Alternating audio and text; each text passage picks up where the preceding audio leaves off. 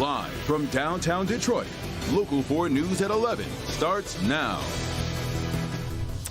Lauren Courts was certainly a hero to his family, his wife, and his 2 kids, but he was making a difference in his 5 years with the Detroit Police Department. He had recently received a citation for arresting a murder suspect and finding the murder weapon. His death was senseless, as we learn more about the young man who took his life. Jason Colthorpe is at the East Point Police Department, where they know an awful lot about him. Jason. They do, Kim, and police say 19-year-old Imani Davis may have wanted to die when he started shooting at police, and it could be because of his recent run-ins with the law, and that included an imminent arrest from an outstanding warrant. Imani Davis was definitely on police's radar. His recent timeline of trouble starts January 4th, 2021. With an arrest in East Point for improper possession of a firearm in a vehicle. Davis got a year probation and paid a fine. Then May 30th of this year, East Point police responded but did not make an arrest. The charge is described in court documents as family offenses. A misdemeanor arrest warrant request was made, and a source says it was approved and currently outstanding. Davis was arrested June 9th at East Point on 3 weapons allegations, including felony firearm in connection to a drive-by shooting. Then, Wednesday, July 6th, shots fired from a window above the De Jour Salon on Joy Road at a Dodge Caravan. After the Dodge speeds off, Detroit police show up minutes later investigating shots fired, and Officer Lauren Courts' scout car is ambushed. Chief James White says Courts' partner Amanda Hutchins tried to save his life as the bullets continued flying. She makes the decision to give her partner a chance to live, keeping her back to the assailant. I've never seen anything like that. Officers shot and killed Davis as he came down the stairs and onto the street. He was without a doubt a hero.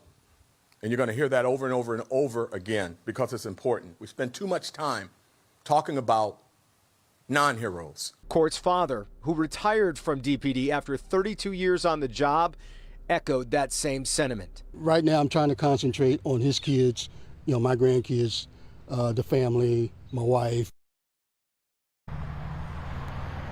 Now, I know there's some confusion about Davis's past and that timeline. Let me try and clear it up a little bit. I spoke to Macomb County Prosecutor Pete Lucido tonight, who said regarding that drive-by shooting on June 9th, his office got the warrant request on June 22nd. It usually takes about 10 days to write up those, and he said his office had not signed off on it yet, simply because they needed to do more investigating. Specifically, they didn't have a witness tying Davis to the gun in that incident or pulling the trigger. However, they were able to take that gun off the street. Now, on May 30th, that warrant request, Lucido says, was never at his office, most likely because it was just a misdemeanor and had probably gone through the city of East Point. Kim? Well, I don't understand. Do we know why he hadn't been picked up yet on the outstanding warrant? We don't. We also don't know when it was issued, which is important because almost certainly it hadn't been issued by June 9th, which was 10 days later. Had it, the officers that were involved in investigating that drive-by would have known he had that outstanding warrant, would have been able to pick him up.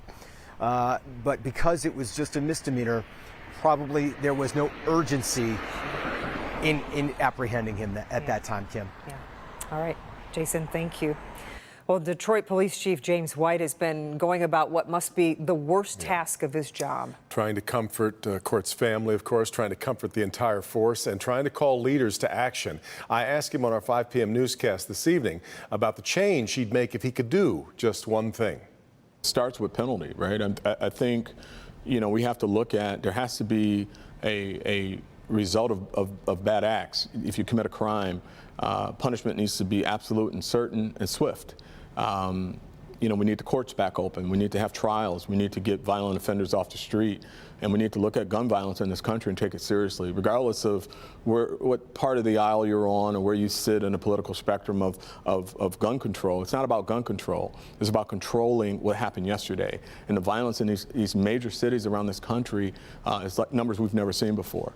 And even with our officer who was murdered, you know, we found out earlier today that the assault rifle or assault weapon, because technically it wasn't a rifle, that was used, this Draco, was purchased the past couple weeks. And at a time when mass shootings in this country are through the roof, we're still selling these types of weapons.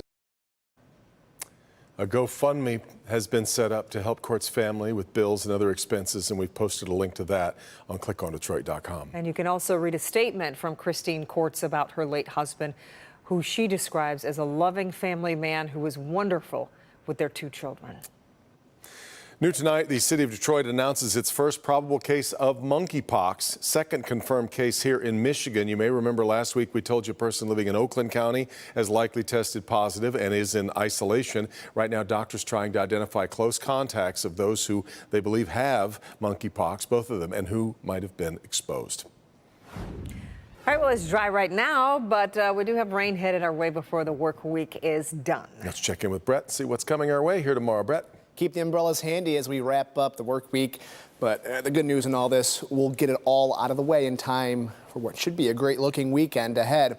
All is quiet across the mitten, but you can see back out to the west. Showers, even a few thunderstorms out near Minneapolis, parts of Iowa. This is going to try to work its way into our neck of the woods starting tomorrow. Again, though, it should be out of here for the weekend. But if you are planning on being out on Friday, just keep in mind it's going to be during the afternoon that we see that best chance for showers, maybe a rumble of thunder. And I really emphasize that because I really think the thunderstorm threat is better to our south. For us, it's just some light to moderate rain to wrap up the week. But the weekend looks a lot better. Low 80s, lots of sun. Dew points are also down, so it feels a lot better this weekend. Some changes, though, are on the way as we are tracking some heat, some humidity, and more rain for next week. We'll dive further into all of this coming up in just a bit. Hey, Brett, thank you. A family left heartbroken after a young boy dies after falling from a play structure at Camp Dearborn. State police say 10-year-old Carson Dunn was playing on a floating structure in the middle of the main lake when he fell last night in Milford Township. A lifeguard pulled Carson out of the water, but he was unresponsive. Firefighters took him to a nearby hospital where he later died. Right now, Carson's death is still under investigation, but state police believe it was an accident. There were lifeguards that were present. The child was wearing a lifeguard. His family was there with him. It unfortunately appears he just misstepped or lost his footing and fell down. Carson's mom says he was an amazing son and brother. If you'd like to help the family, we've posted their GoFundMe on clickondetroit.com. Ryan Kelly, one of the Republican candidates for Michigan governor, pleads not guilty to charges in the January 6th insurrection. Kelly is facing 4 misdemeanor charges. The FBI says Kelly waved rioters to come forward at the U.S. Capitol on January 6th. He's also accused of supporting a rioter and destroying a tarp. Kelly was arraigned virtually in federal court this morning. He did take part in last night's primary debate in Grand Rapids. All right, well, after collapsing on stage from heat exhaustion at Pine Knob Tuesday night, reps for Carlos Santana said he was going to make a full recovery. Well, now the iconic guitarist has been spotted out in public for the first time since it happened. Mara McDonald live in Rochester tonight, where he was shopping this afternoon. Mara?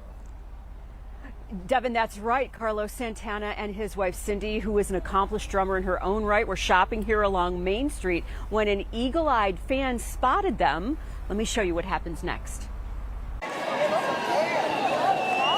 Elizabeth Cassetta Kincaid was in the audience at Pine Knob when legendary guitarist Carlos Santana collapsed on stage. You're looking at the video she took that night. And then it was just like, how horrific, what is really happening right now. So there's like this collective, something's not going well. Today she was driving home on Main Street in Rochester and not having the best of days. Her mom is not well. When? And I look and I'm like, let me swing back around the block and see if what I think I'm seeing is actually what I'm seeing. It sure was. Carlos Santana and his wife Cindy. Elizabeth told him she was glad he was feeling better and asked to take a picture with the couple. They graciously obliged. Elizabeth hopped back in the car and called her husband. And I'm on the phone with my husband, like, you won't ever believe, like, never ever will you believe who I just met. And I sent him the photo and he's like, you gotta be kidding me. Go back, invite them to dinner. She did too. His parting words for me were, stay precious. Back here live, the Santanas, according to Elizabeth, could not have been nicer. Her only regret, the one day that she wears sweatpants is the day she ends up taking a picture with Carlos Santana. It never fails. You don't have your makeup on, you have sweatpants on, you end up like this. That's exactly right. Never fails, Mara. He looked Never fine fails. with it all, right? He looked fine with it. That was really, yeah, what a great thing. And great to know that Carlos is fine. Yeah, after what we that saw he's doing happen. well. Yeah, Exactly. Yeah, he looks great. yeah, that's really good. Okay, All right, Mara. Mara, thank you.